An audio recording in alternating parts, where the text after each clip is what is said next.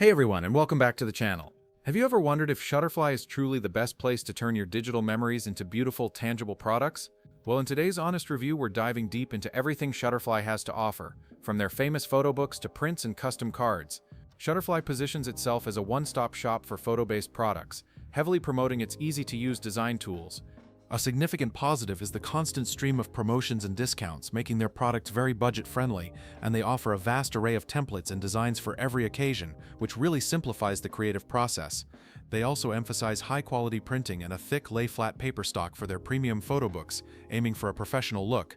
However, a major negative to be aware of is that their standard shipping can be quite slow, and the final cost can increase significantly once you add shipping and handling fees, even with a discount.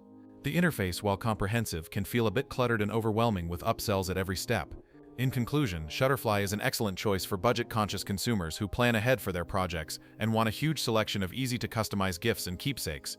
But if you need something quickly, or prefer a more streamlined, minimalist design experience, you might want to explore other options. Thanks for watching.